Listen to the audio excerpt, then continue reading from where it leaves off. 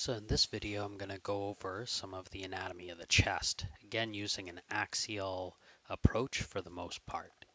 This is a CT scan, has intravenous contrast on board, and the way that I look at these is that I always start with the mediastinal structures. So remember, the mediastinum is really sitting in between the two lungs. The lungs are here, so here's a right lung, left lung on this side, mediastinum sitting in the middle. Remember, of course, we're always looking from the foot of the patient up towards the head, and that's why the right and left are flipped relative to what you're used to. So as we look at these mediastinal structures, we'll start here. So this is the superior vena cava. This is the azygos vein, which doesn't have contrast in it yet, but it is dumping into the superior vena cava. As we head inferiorly, you'll see that this superior vena cava is going to wind up going into the atrium. So this is the right atrium of the heart. This right atrium then goes to the right ventricle. So here's a right ventricle, it goes through the tricuspid valve. And you don't really see this so well on these particular images, but there's a valve there. So here's the right ventricle of the heart. And then as we head through the right ventricle, we'll come to where the blood comes out. So this is just follow right along here. This is the pulmonary artery as we're coming into it. So here's a pulmonary artery. You see a bit of the pulmonary valve. Okay. So this is the main pulmonary artery and then the right pulmonary artery.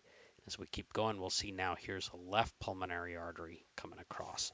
This carries blood out to the lungs. Blood then comes back to the heart through these pulmonary veins. So here's one pulmonary vein on the right. This is the superior one. Here's another one, more inferiorly. That was the middle one. And then here's the inferior right pulmonary vein. Some people have two. This person has three. Here's the left inferior pulmonary vein and the superior one. And they come together in this particular patient into a common confluence.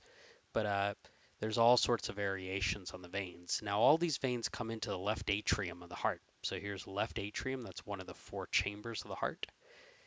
Blood then drains through the mitral valve into the left ventricle. So here's the left ventricle.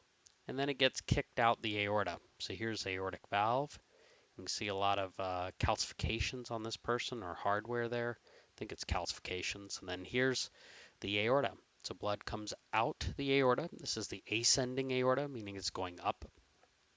Comes all the way up here. Now we see the transverse arch of the aorta. So this is the aortic arch. And usually three vessels come off of it. So here's three vessels. There's an innominate artery. Then there's a left carotid and a left subclavian artery. This innominate then usually branches to a right common carotid and a right subclavian. So usually there's a three vessel arch. There's all kinds of variations again.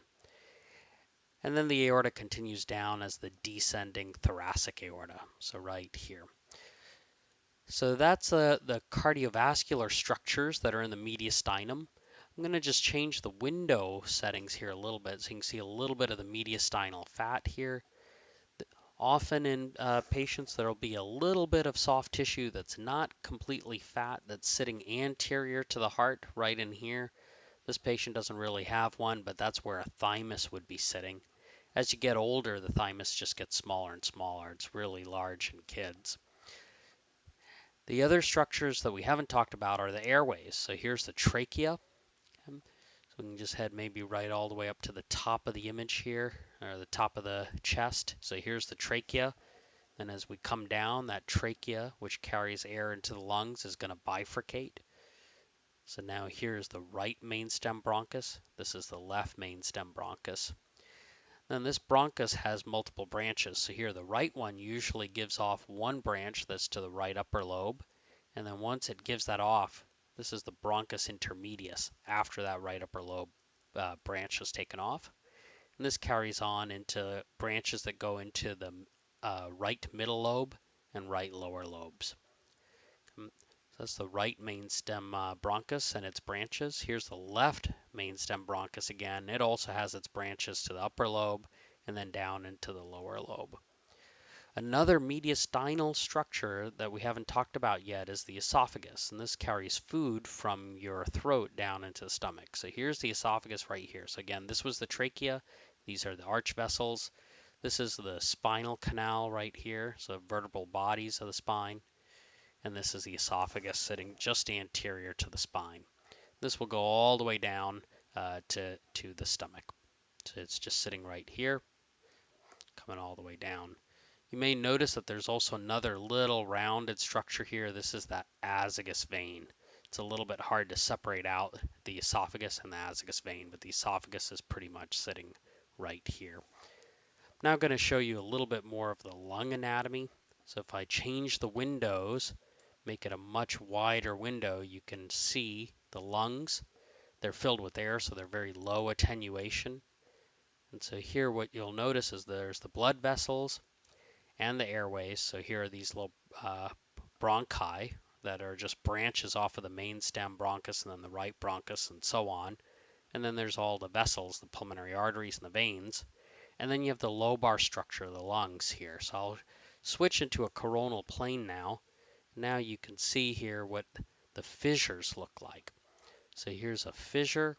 This is separating, in this particular case, right upper lobe. So the right upper lobe is on the top up here. And as we head anteriorly, this is middle lobe here. But as we head posteriorly, you'll see this is lower lobe coming in.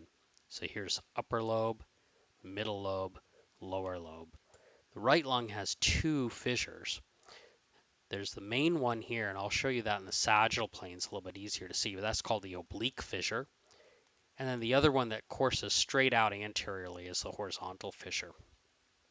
Now the left lung here, the upper lobe is cut off of these reformatted images here, but you can see here this is upper lobe. Here's the major fissure, and then the lower lobe here. And now let's switch into the sagittal plane. So here's sagittal plane. Let's first find, this is the right lung. We know that because we can see here the horizontal fissure. This is the major fissure here, the oblique fissure. This is upper lobe. More anteriorly is the middle lobe.